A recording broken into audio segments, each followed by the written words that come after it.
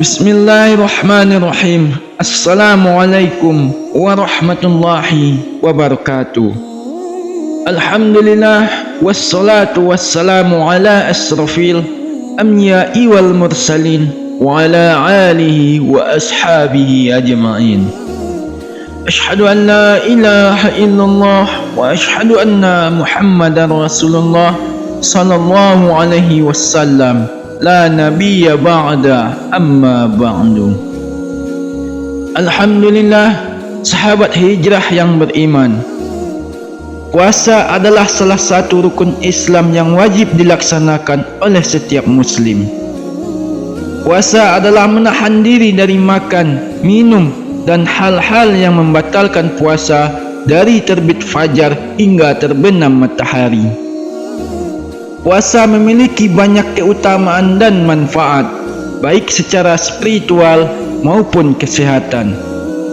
Namun, puasa tidak bisa berdiri sendiri tanpa ibadah lainnya, terutama solat. Solat adalah rukun Islam kedua yang lebih utama dari puasa. Solat adalah tiang agama dan batas antara Islam dan kafir. Salat adalah kewajiban yang harus dilakukan 5 kali sehari semalam oleh setiap muslim yang balik dan berakal. Salat adalah komunikasi langsung antara hamba dan Allah Subhanahu wa ta'ala. Salat adalah penyejuk hati dan pembersih dosa. Lantas, bagaimana hukumnya orang yang berpuasa tapi tidak salat? Apakah puasanya sah atau batal? Apakah puasanya diterima atau sia-sia? Ini adalah pertanyaan yang sering diajukan oleh sebagian orang yang mengaku beragama Islam tetapi tidak melaksanakan solat dengan berbagai alasan. Sahabat hijrah yang beriman, secara hukum fikih, puasa dan solat adalah dua ibadah yang berbeda dan tidak saling mempengaruhi. Artinya, sah atau batalnya puasa tidak tergantung pada salat, dan sebaliknya, puasa sah jika memenuhi syarat dan rukunnya. Jadi, secara teori, orang yang berpuasa tapi tidak salat, puasanya tetap sah dan tidak batal. Namun, hal ini tidak berarti bahawa orang tersebut telah melaksanakan ibadah dengan sempurna.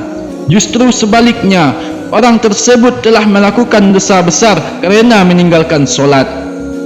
Meninggalkan solat adalah dosa besar yang bisa mengeluarkan seorang dari Islam jika ia mengingkari kewajibannya.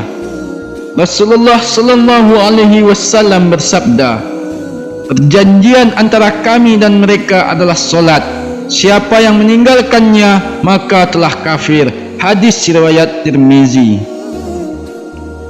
Antara seseorang dan kekafiran adalah meninggalkan solat. Hadis riwayat Muslim. Orang yang meninggalkan solat kerana malas atau lupa tetap dianggap Muslim, tetapi ia harus segera bertaubat dan mengqada solat-solat yang ditinggalkannya.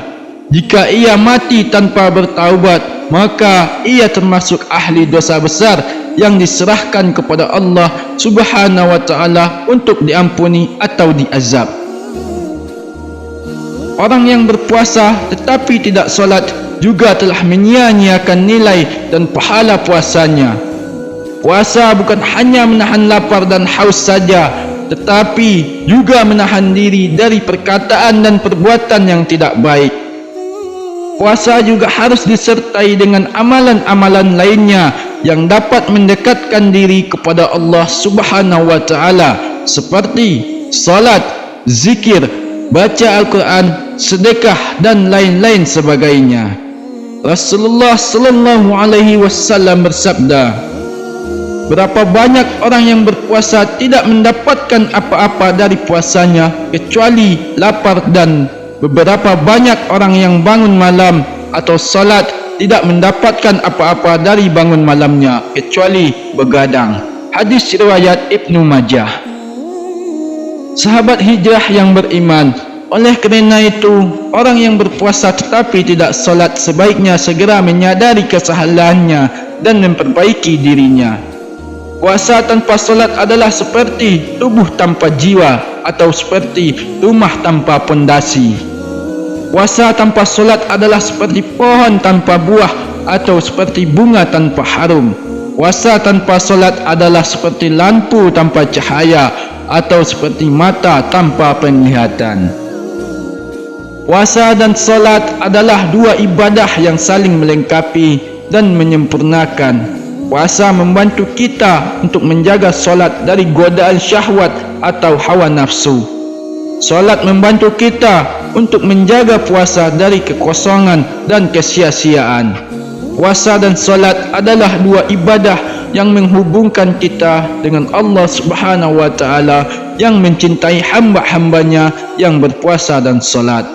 Sahabat hijrah yang dirahmati oleh Allah Subhanahu wa taala, semoga dengan hukum puasa namun tidak melaksanakan solat, kita dapat berhati-hati dan selalu menjalankan keduanya. Wallahu alam bissawab. Wabillahi taufik wal hidayah. Wassalamualaikum warahmatullahi wabarakatuh.